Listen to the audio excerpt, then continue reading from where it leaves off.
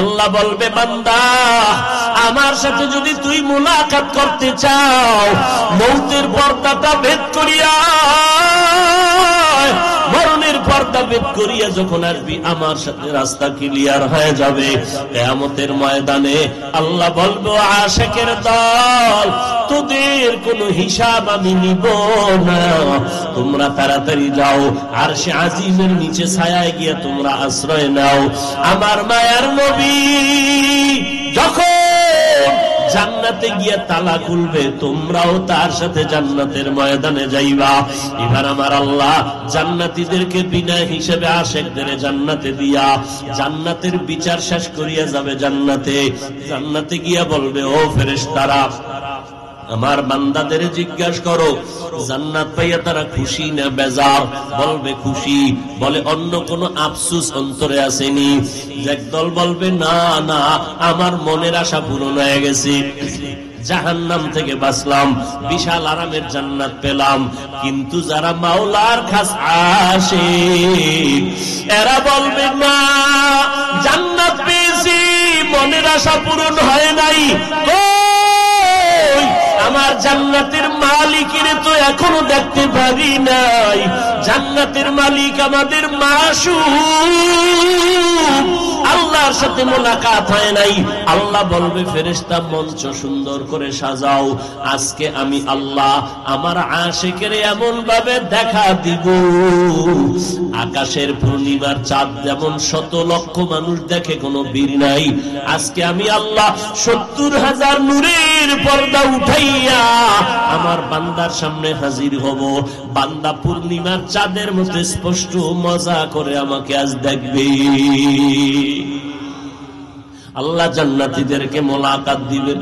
আর যারা দুনিয়াতে আল্লাহ তাআলা এত নিয়ামত পাইয়া ইবাদত করবে না, নবীর তরিকা মতো চলবে না, নিজে নামাজ পড়ে ঠিক কিন্তু ছেলে মেয়েরা নামাজ পড়ে না, নিজে পর্দা করে ঠিক তবে তার স্ত্রী পর্দা করে না, নিজে হালাল ভাবে চলার চেষ্টা করে কিন্তু নিজের সংসার হালাল ভাবে চলে না, নিজের স্ত্রী পরিবারের মধ্যে হারাম কামাই চলে, এই রকম নামাজি আশিক আছে না নাই? অভাব নাই। নিজে পাগড়ি বাঁধা নামাজ পড়ে তাহাজ্জুদও ছাড়ে না, অথচ তার ছেলেটা দাড়িও রাখে না। নাই, নিজে পর্দা করে স্ত্রী করে না, নিজের উপযুক্ত মেয়েটা পর্দা করে না। কিয়ামতের ময়দানে এই সন্তানের কারণে মা বাবার আযাব শুরু হয়ে যাবে। বলবে এত নেক আমল করলাম, বলে না, সন্তানটারে কেন নেক আমলের দাওয়াত দাও নাই? আল্লাহর অর্ডার হয়ে যাবে, ও ফেরেশতা, এই না ফরমান আমার দেওয়া নিয়ামত পাওয়ার পর এত বয়ান চললো, এরপরও বান্দা আমার হুকুম মতো চলে নাই, এখন আর দেরি নাই, জাহান্নামের শিকলটা হাতের মধ্যে লাগাইয়া জাহান্নামের ভেতরে নিয়ে যাও। ওয়াসিকাল্লাযীনা কাফারু ইলা জাহান্নামা যুমারা হাত্তা ইযা জাউহা ফুতিহাত আবওয়াবুহা ওয়াকালা লাহুম খাযানাতুহা আলাম ইয়াতিকুম রুসুলুম মিনকুম ইয়াতলুনা আলাইকুম আয়াত।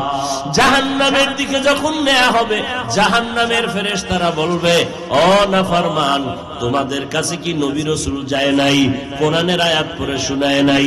ক্বালু বালা, তখন জাহান্নামীরা বলবে, শুনাইছিল। ওয়ালাকিন হাক্কাত কালিমাতুল আযাবি আলাল কাফিরিন, আল্লাহর কথাই তো সত্য, হক কথা না মানার কারণে আজ কাফেরদের জন্য আযাব।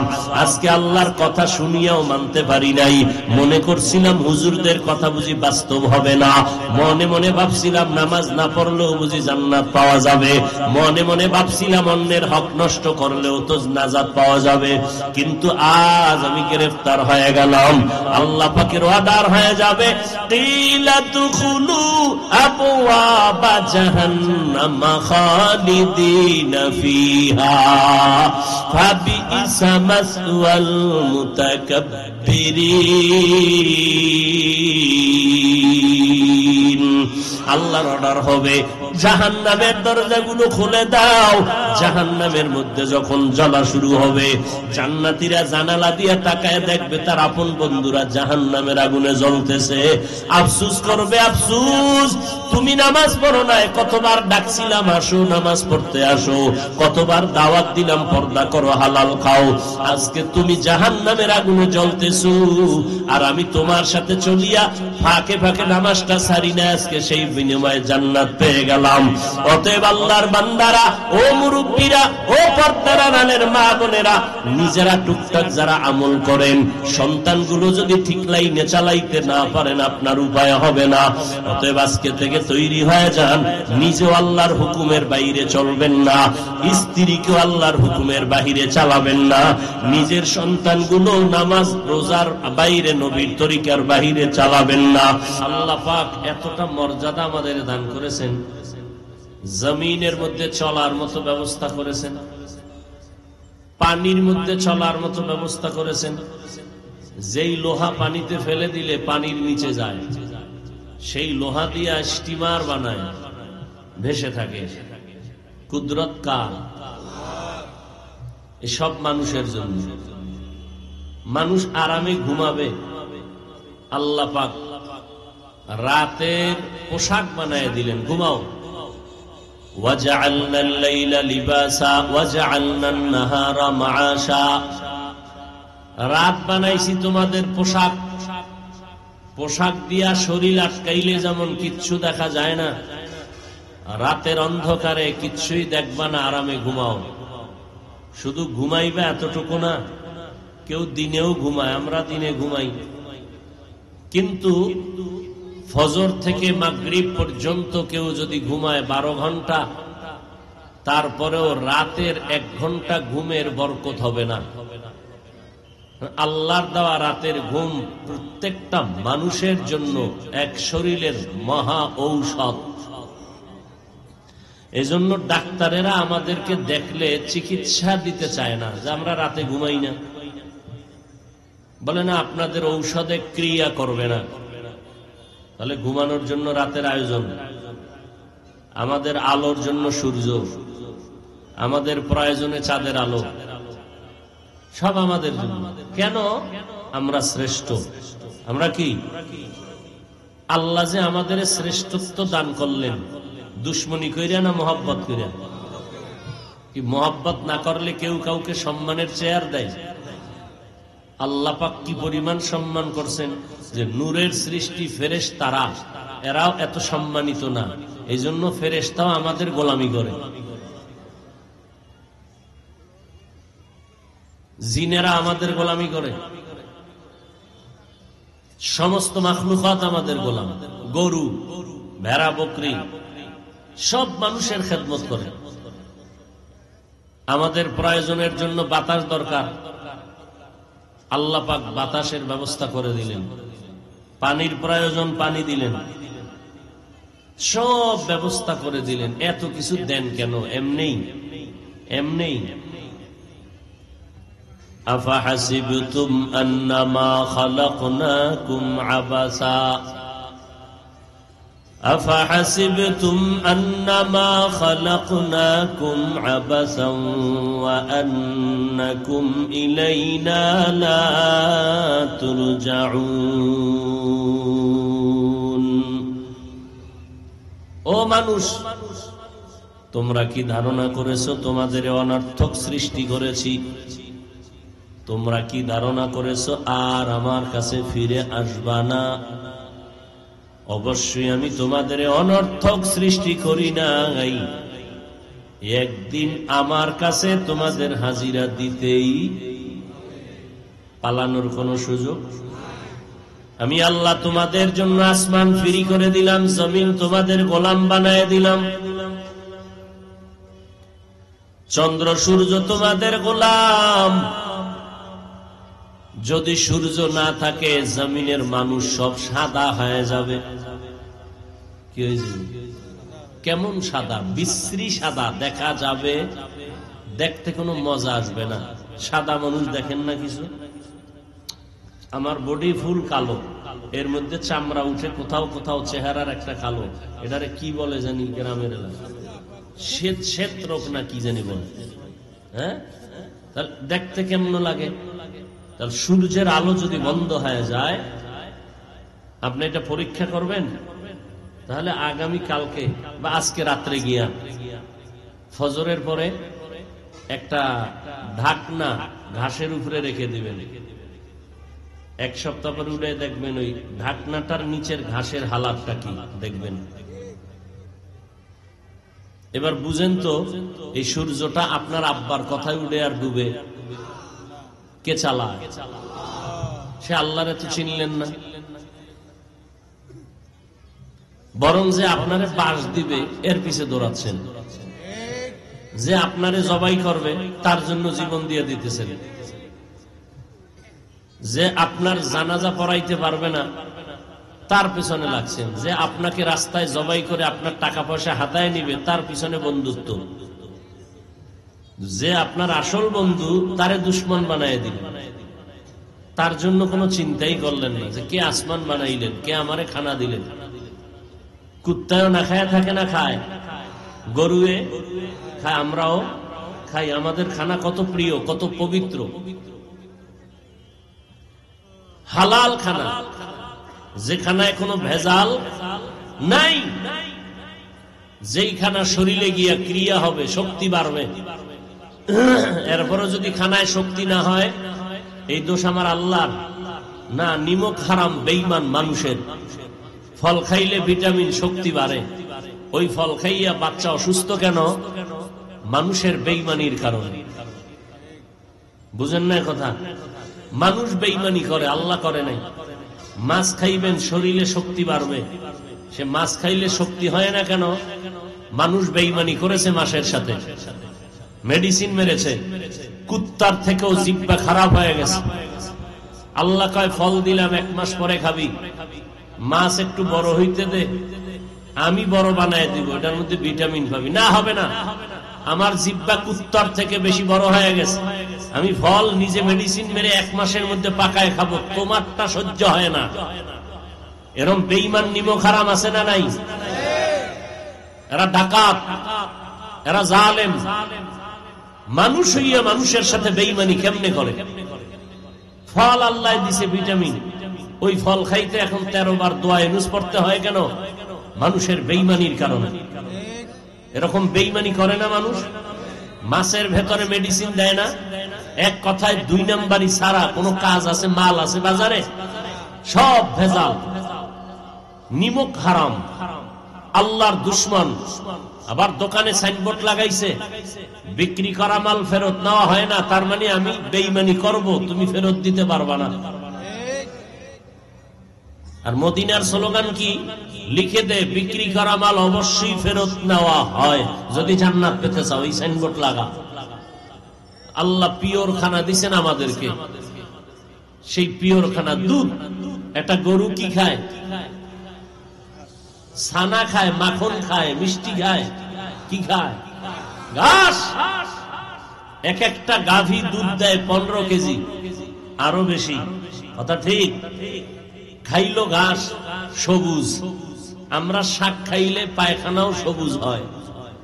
এই কচু পাতার ভর্তা খাইয়েন, সবুজ রঙের সবজি খাইয়া ঘুমাবেন, পরের দিন বাথরুমে গিয়া দেখবেন সব দুধের মতো সাদা হয়ে গেছে।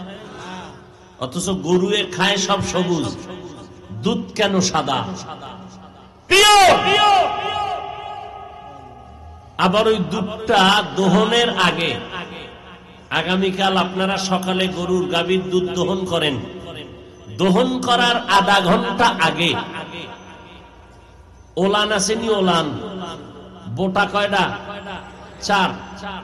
ওই ওলানের বোটা 4টা কাটবেন, বা পুরা ওলান কেটে ভেতরে হাত দিয়ে তালাশ করে বের করবেন 15 কেজি দুধ আছে কোথায়। পাবেন? জুতা দিয়ে ভিডান লাগে না এই নিমক হারামের গোষ্ঠীরে, যে 15 কেজি দুধ দেয় 5 মিনিটে, বালতি ফুল হয়ে গেল। অথচ ওলানটা কেটে ফেললে গরু জবাই করো, যে কালকে সকালে দুধ দহনের আগে গরুটারে জবাই করে আমরা ভিতরে গিয়া দুধ নিয়ে নিব, ওলান ছাড়া এক ফোঁটা দুধ পাবেন, গেল কই?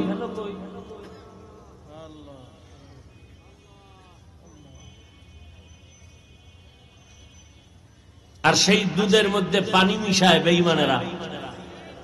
কথা কন না কেন? নামনে কথা সে নাই। ওরে 24 ঘন্টা রডের বাড়ি দিলেও তো ঝাল মিটে না, ওরে 24 ঘন্টা শুধু রডের বাড়ি দেওয়া দরকার। দেবে কে? দেওয়া খাবে এক সময়। ওমরের যুগ চলতেছে, সিংহ বাঘ সব এক কাতারে চলতেছে, কেউ কারো মধ্যে কোনো ভয় নাই, বন্ধুত্ব। বিষয় কি কয়? ওমরের দেশ, এনে চালাকি করলে উপায় নাই। ওমর একা চলে, অর্ধ জাহানের খলিফা, কোন প্রহরী নাই, বডিগার্ড নাই, সিকিউরিটি গার্ড নাই, একা একা চলে। দুশ্মন খুঁজতেছে ওমরের মারার জন্য, অর্ধ জাহানের খলিফা ওমরের দেখলেই ভয় লাগে, তো পাহারা দিবে কে? দুশ্মনের তো দুশ্মনী, বেয়াদবের কোনো ধর্ম নাই। তরবারি নিয়ে গেছে ওমরকে মারার জন্য, কিনারায় যত আগায় ভয় বাড়তেছে। কিছু দূর গিয়া দেখে ওমরের কেউ পাহারা না দিলেও একটা জঙ্গলের বাঘ পাহারা দিতেছে।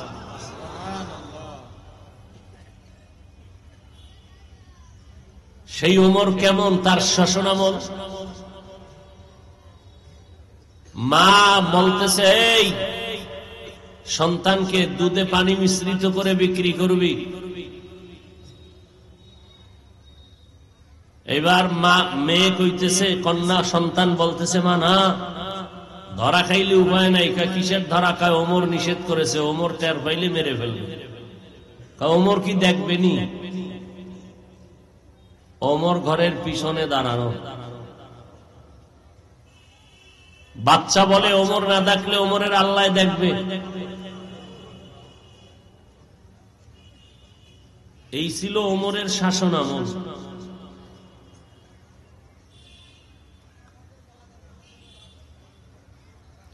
আল্লাহ পাক বলেন, আমি মানুষকে বড় দামি করে বানাইলাম, এত কিছু দিলাম বান্দাকে, চাই কি?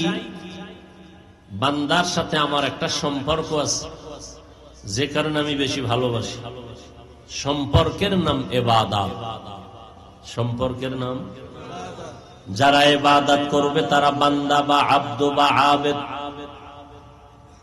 আর যেই বান্দা বান্দি ইবাদত করবে, যার ইবাদত করবে, তিনি হবেন মাবুদ। মাবুদ কে? তাহলে আমাদের সাথে আল্লাহর সম্পর্কের নাম ইবাদত। আল্লাহ বলেন, আমি মানুষ বানাইলাম আমার ইবাদতের জন্য। ইবাদতের অর্থ কি? বান্দা ইবাদতের মাধ্যমে আল্লাহর পরিচয়টা নিবা। কারণ আল্লাহর পরিচয় না থাকলে তোমার অন্তরে মজা আসবে না, কারণ যে যাকে চিনে না সে তাকে মানেও না। ইবাদতের মাধ্যমে তুমি আমার পরিচয় নাও। ইবাদত মানে সারা রাত্র যায় নামাজে বসে তাসবিহ টানার নাম ইবাদত না। দিনের বেলা রোজা রাখবা, ঘুমাইয়া থাকবা, জিহাদে যাইবা, এর নাম ইবাদত না।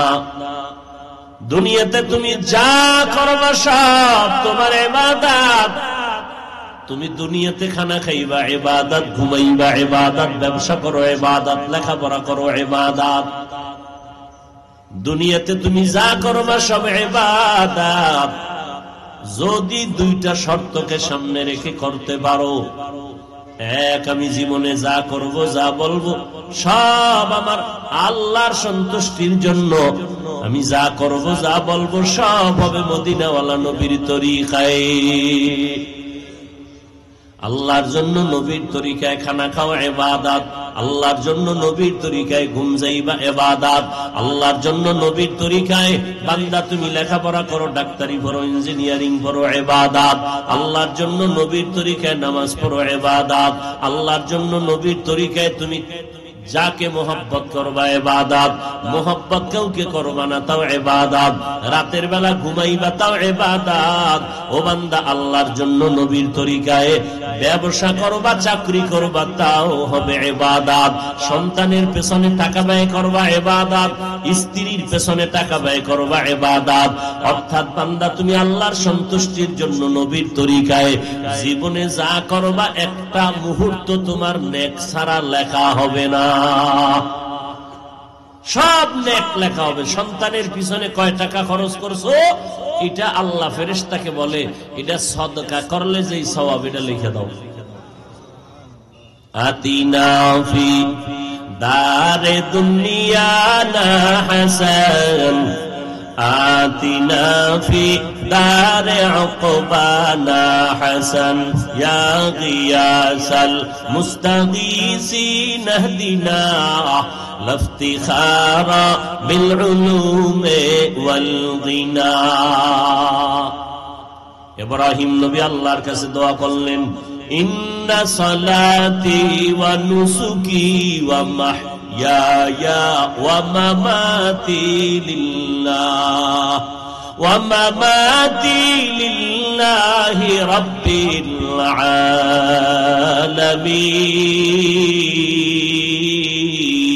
আলামিন। রঙ্গে তাকওয়া রঙ্গে সিদক রঙ্গে দিতা আবদ বাকি বুয়ত বর আবেদি। আমার নামাজ, আমার কুরবানি, আমার বেঁচে থাকা, আমার মরে যাওয়া কার জন্য? আর জোরে বলেন, ওয়ামা উমিরু ইল্লা লিয়াবুদুল্লাহা মুখলিসিনা লাহুদ্দীন। আল্লাহ বলেন, আমি তোমারে ইবাদতের হুকুম দিছি, ইখলাসের সাথে করবা। নামাজ পড়বা যদি আল্লাহর জন্য না হয়, নামাজ তোমাকে জাহান্নামে নিয়ে যাবে। রোজা রাখবা বান্দা যদি আল্লাহর জন্য না হয় তো জাহান্নামে নিয়ে যাবে।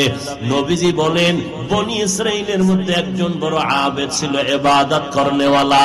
ওই বান্দা ইবাদত করতে করতে করতে করতে 500 বছর ইবাদত করেছে। কয় বছর? 500 বছর ইবাদতের পুঁজি নিয়ে আল্লাহর আদালতে দাঁড়ায় গেল।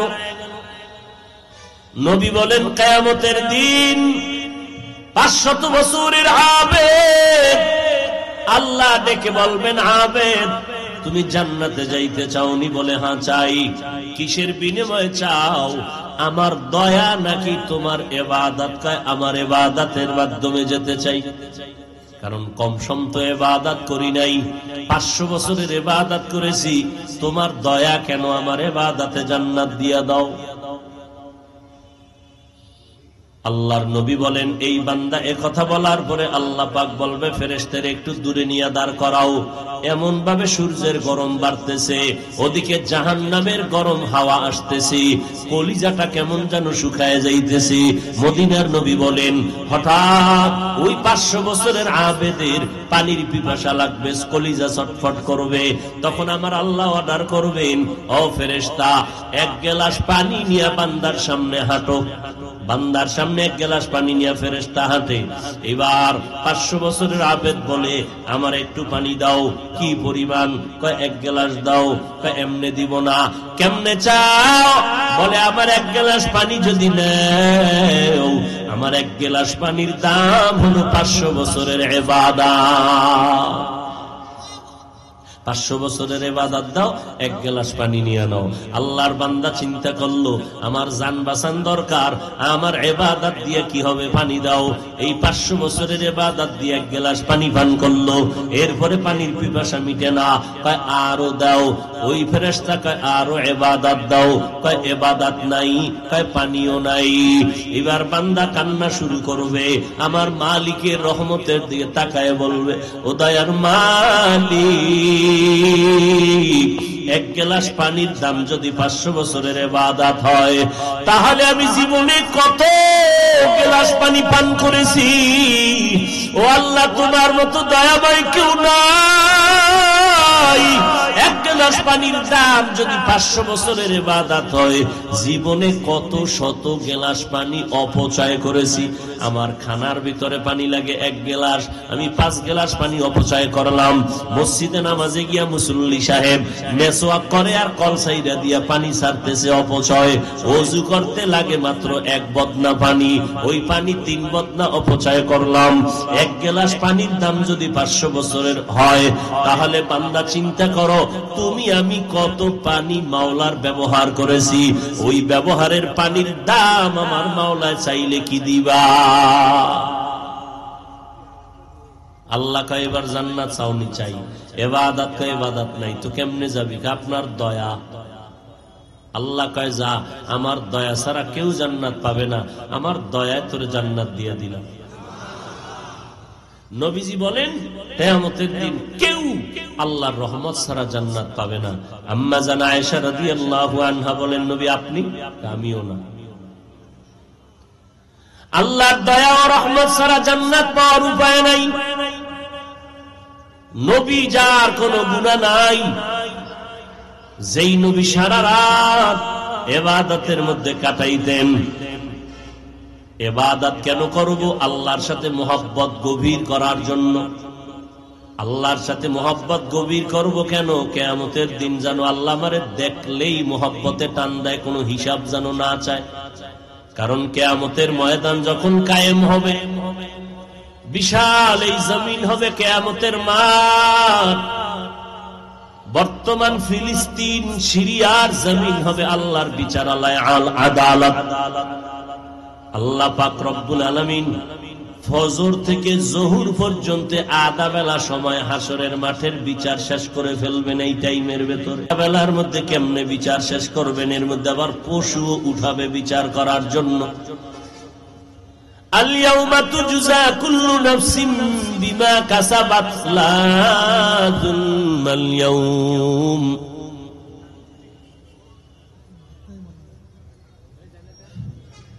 ইন্নাল্লাহা সারিউল হিসাব।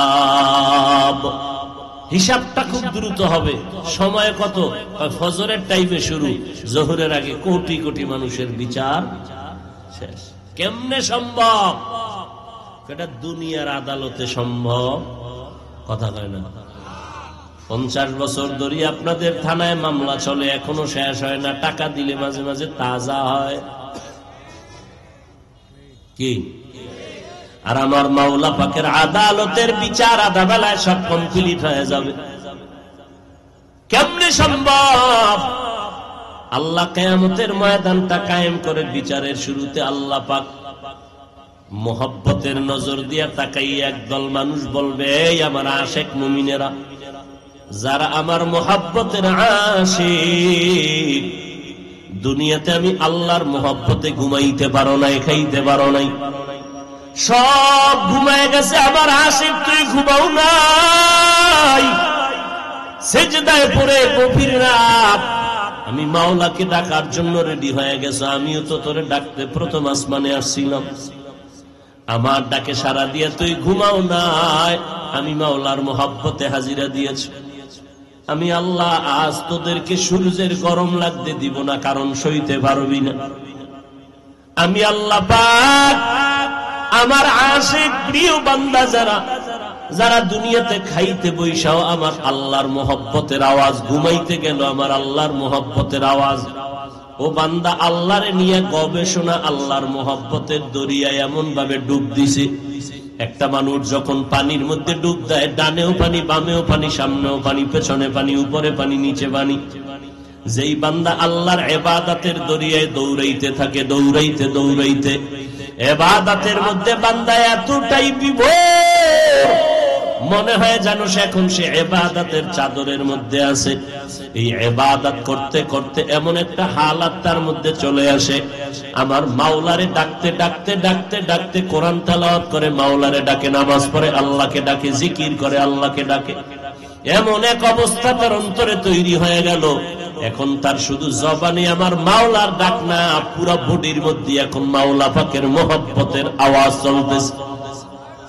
ওই বান্দার অবস্থা এমন হয়ে গেল, এখন বান্দার ডানে তাকাইলো মাওলা, বামে তাকাইলো মাওলা, সামনে পেছনে যেদিকেই নজর করে মাওলা। তেরা আয়না আলো মে রঙ্গ বু হে, তেরা আয়না আলো মে রঙ্গ বু হে, जिधर देखता हो उधर तू ही तू है, जिधर देखता हो उधर तू ही तू है। আল্লাহর বান্দা যেদিকেই তাকায় আমার মাওলার কুদরতের ঘেরান নাকে পায়, আসমানের দিয়ে তাকায় আল্লাহর ঘেরান পায়। এই আশিকরা যখন ইন্তেকাল করবে নবীজি বলেন এর জানটা আজরাইল নেওয়ার কোনো সুযোগই পায় না, কারণ দেখে বান্দা ঘুমায়, কলবের মধ্যে মাওলার আওয়াজ চলতেছে, জিকিরের আওয়াজ। হাটহাজারী মাদ্রাসার পাশে একটা বড় মাদ্রাসা, মেখল মাদ্রাসা, যেই মাদ্রাসার বাণী এই বাংলার মধ্যে মুফতি আজম যাকে বলা হয়, মুফতি ফয়জুল্লাহ রহমাতুল্লাহ আলাই, এত বড় আল্লাহর খাঁটি আশিক ইন্তেকালের আগে অসুস্থ বিছানায় পড়ে গেলেন। ডাক্তার আইসা টেটিস্কোপ যন্ত্র কানে লাগাইয়া বুকের উপরে ধরলো, ডাক্তার একটা চিৎকার মারিয়া বেহুশ হয়ে গেল।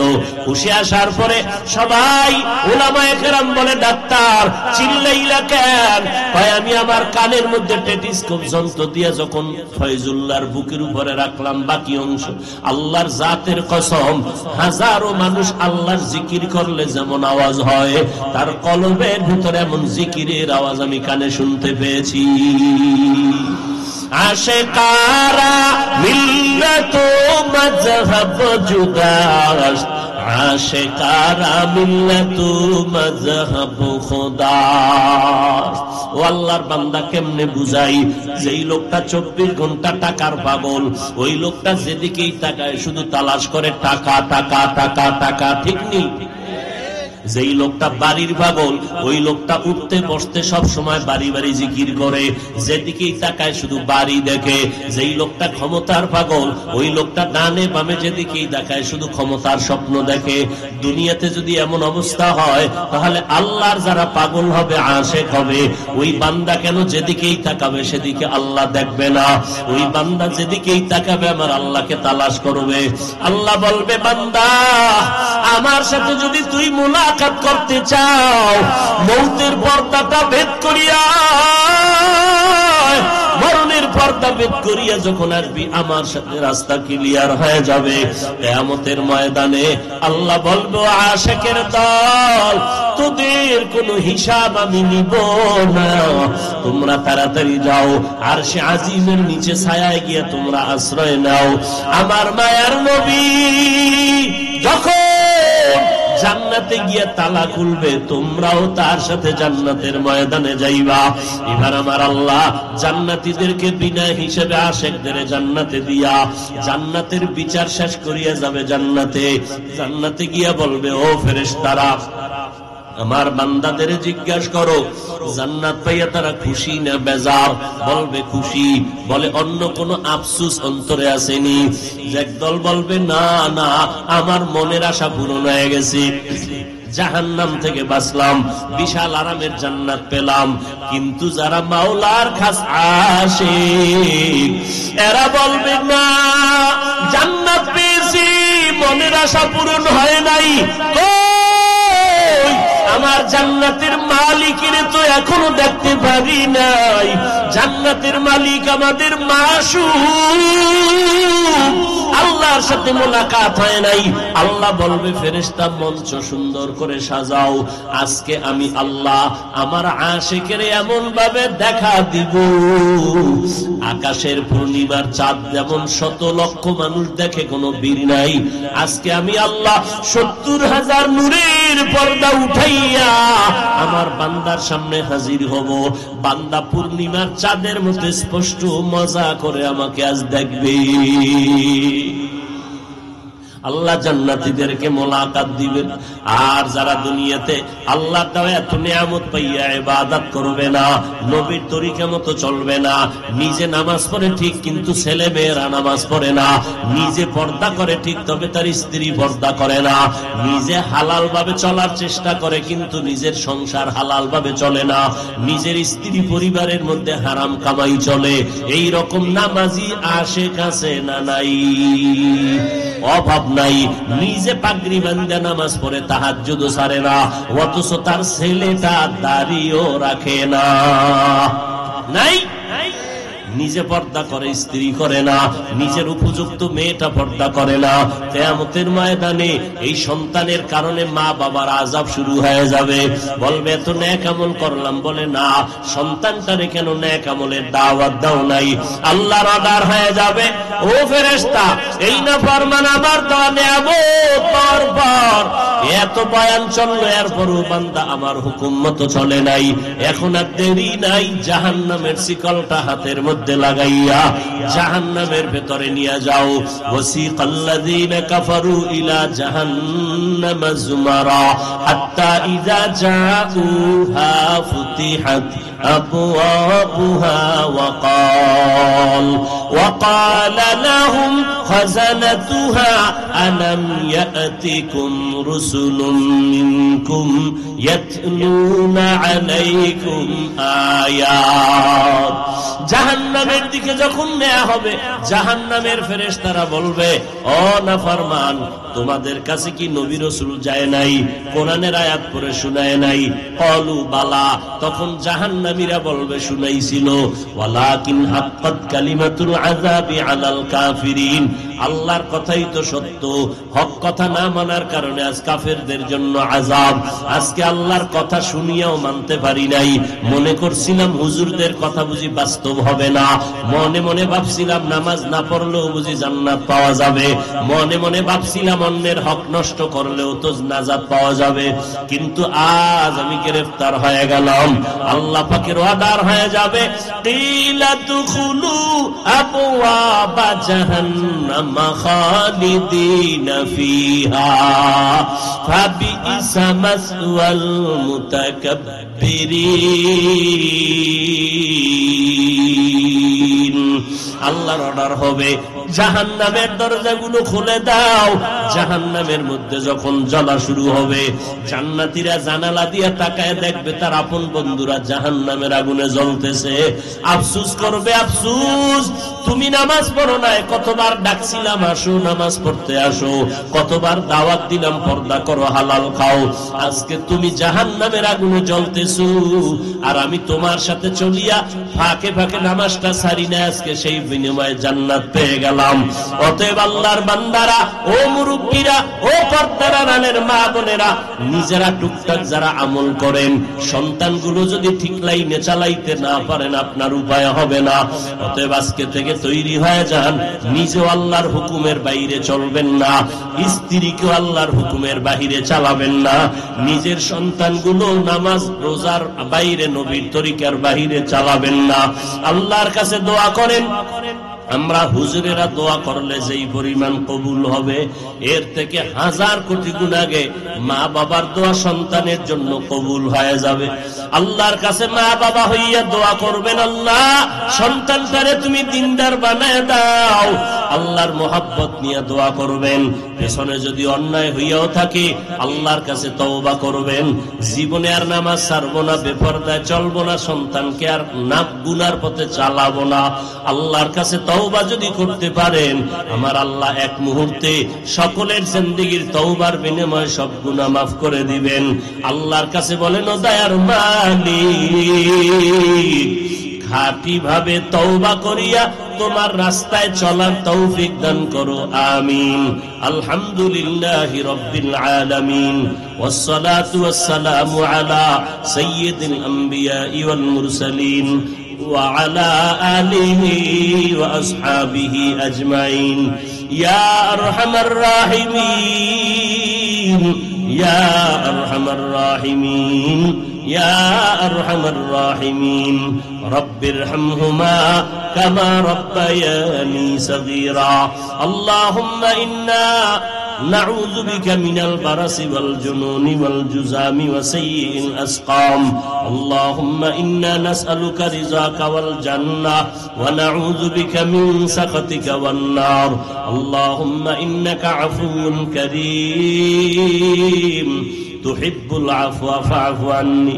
ও দয়ার মালিক, দিনের বেলা মানুষ কষ্ট করে আছে, আপনার বান্দারা দ্বীনের মহব্বতে, নবীর মহব্বতে মেহেরবানি করে সবাইকে আপনি কবুল করে নেন, জীবনের গুনাহ মাফ করে দেন, আয়োজনকারী সহযোগিতাকারীদের কবুল করে নেন, দিলের নেক আশা পূরণ করে দেন, এলাকার ঘরে ঘরে শান্তি দান করেন, মা বোনদের পর্দানিশি আবেদা বানায় দেন, সন্তানগুলো নেককার বানায় দেন।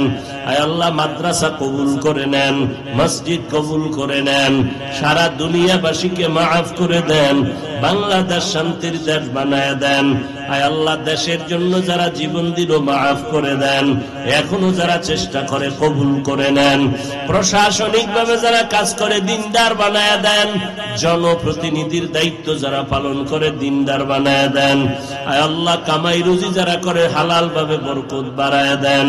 আয় আল্লাহ, নবীজির তরিকাওয়ালা জিন্দেগি দান করেন, সুন্নতের আমলের আগ্রহ বাড়ায় দেন, প্রত্যেকটা যুবকের 5 ওয়াক্ত নামাজি, কোরআন পড়নেওয়ালা বানায় দেন, মোবাইলের গুনাহের থেকে হেফাজত করেন, গুনাহের প্রতি ঘৃণা জমায়া দেন, আওয়াজের ভেতরে, কথার ভেতরে স্পষ্টতা, রুহানিয়াত দান করেন। আয় আল্লাহ, আমাদের সবাইকে দিনদার হিসাবে কবুল করে নেন, সমস্ত শিক্ষা প্রতিষ্ঠান নবীর আদর্শওয়ালা বানায় দেন। আমরা যারা হাত তুললাম, জানি না কার মা নাই, কার বাবাও নাই, অন্ধকার কবর থেকে দোয়ার অপেক্ষায়, মেহেরবানি করে সবার কবর জান্নাতের বাগান বানায় দেন। আম্বিয়ায়ে কেরাম, সাহাবায়ে কেরাম, শুহাদায়ে কেরাম, আউলিয়ায়ে কেরাম, আসাতেজায়ে কেরাম জান্নাতে মাকাম উঁচু করে দেন আল্লাহ। আয় আল্লাহ, আদবওয়ালা বিনয়ী জিন্দেগি দান করেন, রব্বুল আলামিন দীর্ঘ নেক হায়াত দান করেন, সারা দুনিয়ায় নিরাপদে খেদমতের জন্য কবুল করে নেন, মাদ্রাসা কবুল করে নেন, মাদ্রাসার মাহফিল ঢাকাতে কবুল করে নেন, গায়বী খাজানা থেকে প্রয়োজন মিটায়া দেন আল্লাহ। নবীজির মুহাব্বতে আমাদেরকে কবুল করে নেন, নবীজির রওজা বাইতুল্লাহ জিয়ারতের তৌফিক দান করেন। সাল্লাল্লাহু তাআলা আলা খায়রি খালকিহি মুহাম্মাদ ওয়া আলা আলিহি ওয়া আসহাবিহি আজমাইন। আয় আল্লাহ, আপনার এক বান্দি দুনিয়া থেকে বিদায় নিয়েছে, মাদ্রাসার পাশে জান্নাত দান করেন। আয় আল্লাহ, এলাকার ঘরে ঘরে শান্তি দান করেন। ওয়া উফাউযু আমরি ইলাল্লাহ ইন্নাল্লাহা বাসীরুম বিল ইবাদ। আমিন আমিন আমিন বিরহমাতিকা ইয়া আরহামার রাহিমিন।